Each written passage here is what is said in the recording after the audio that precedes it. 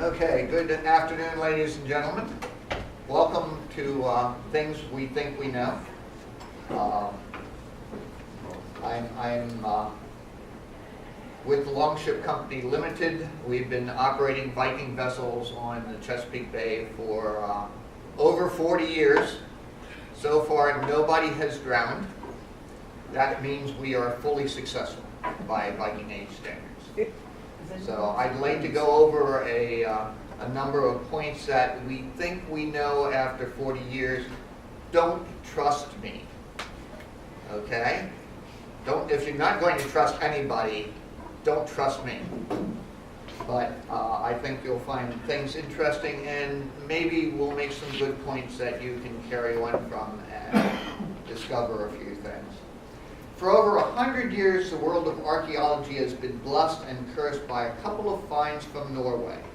The Oseberg and Gokstad ships were found in such a wonderful state of preservation and are such inherently beautiful and apparently seaworthy vessels that they have become the set point for all of our images of what a proper longship should look like. They are beautiful and they are seaworthy in their proper context. But because they have dominated our vision of Viking Age vessels for so many years, they may have distorted the reality of the many types and uses of vessels from this period, or maybe not.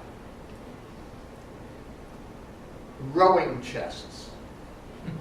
The Oseberg and Gokstad ships were carves, or carfi, depending on which dialect you're using at which time. This is an intermediate class of vessels that were possibly used for both raid or trade, or at least they could be.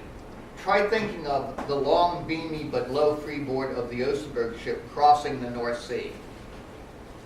They built a replica of the Oseberg ship.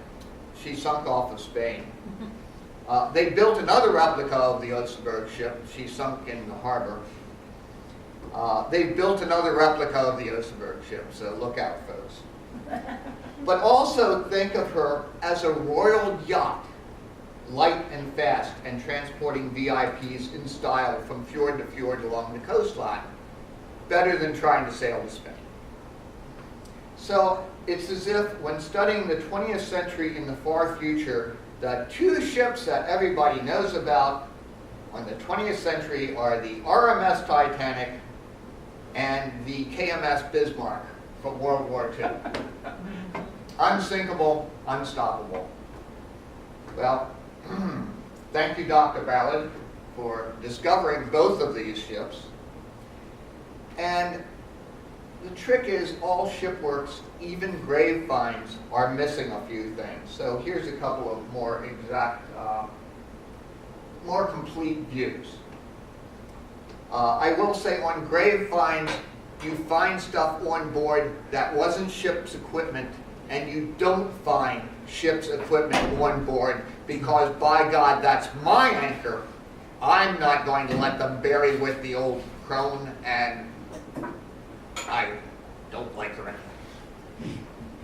Which is why you probably get that real graceful small anchor on the Oseberg ship, because that's the anchor they put on the ship when they buried her.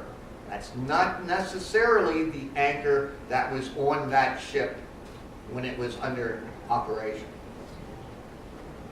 The sagas of the 20th century tell us all sorts of wonderful ships. They had aircraft carriers, and submarines, and battleships, and oil tankers, all of which must have looked like the Titanic and the Bismarck. The submarine looked something like that, and the oil tanker, well, something like that. But I digress. Meanwhile, back in the Viking Age, the key thing with these intermediate-sized vessels is the placement of the frames and floors and decking, as opposed to vessels both larger and smaller than they. So here is one of the vessels our boat is based on, the Rausweg Rugen II. And, right, I've got a laser. Here is your frame, okay? Here is what's called the mast bench, or your rowing thwart. You got a little knee supporting that there. When we step up to one of these intermediate size, like the Gotstad, here is the frame here. You've got a knee. Here is what's called the floor. And above that, you don't have anything. Okay? So this section here, what I'm sitting on when we're rowing our vessel, becomes what I'm standing and walking on when you get to this size.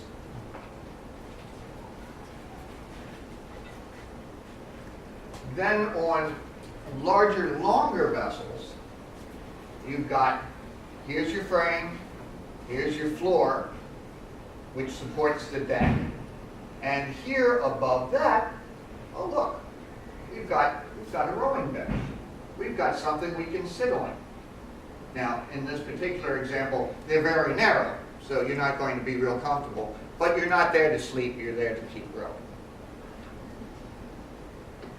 So the non-Gotstad vessels, larger and smaller, have fixed thwarts. Also, the thwarts are mentioned in the sagas in relation to the warships. So-and-so jumped to the thwart.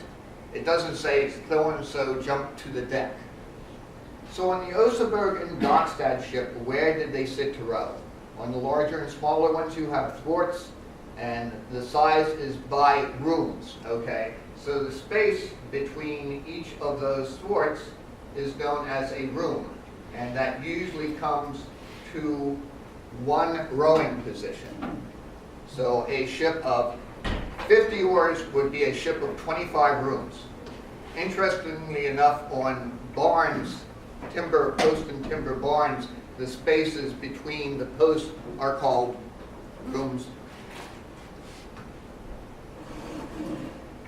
So they're sized by rooms on the larger vessels and the smaller vessels, but on the cards, the written sources mention so many people at the board or at the side. So did they row standing up? Actually, we have rowed that way. It's called Mediterranean style. You're standing up and facing forwards. The oar height is between the waist and the chest.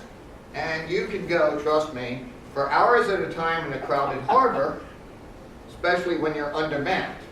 Okay. However, on the Oseberg ship, they found a solution to the question. There was a single chest that was just right for a rowing bench. So now everybody would have their own chest, stow their own gear and provisions in the chest, and keep everything shipshape in Bristol fashion. There were no other rowing chests on board the Oseberg or the Gotstad ship because, well, they're not there because everybody took them home with them, except for the Queen, and no doubt she did a lot of rowing. So here is from Haken and Chatelet, their classic book on the Viking ships, published around 1949 or so, and based on the research from the turn of the century until then. This is the classic reproduced illustration of how they did this. Notice, this is how we, notice that little word there. This is how we believe the oarsmen were seated. Okay. Rowing at the boards too low to allow a standing man to full force into the stroke. However, it remains an open question here, as well as on the Oseberg ship. There are no thwarts nor traces of any other permanent, etc. Okay. In 1949, which just happened to be the year I was born, the Danes, in gratitude for Great Britain's help during the latest unpleasantness of World War II, decided that they would show their gratitude by reenacting the invasion of Hengist and Horsa on British soil.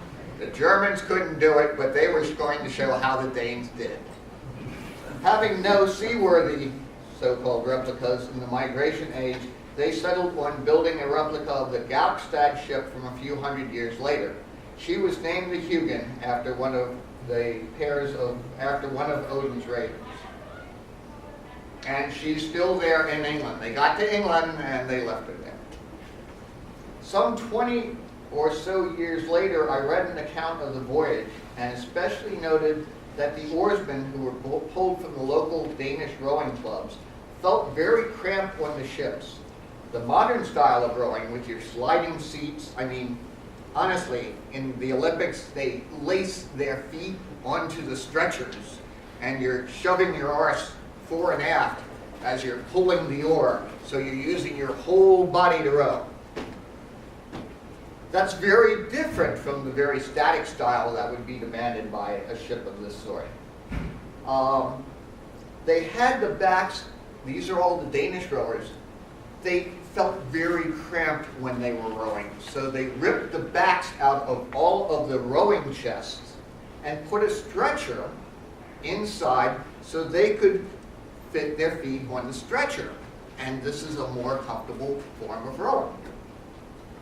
So they modified the chest to fit the current rowing style to an extent.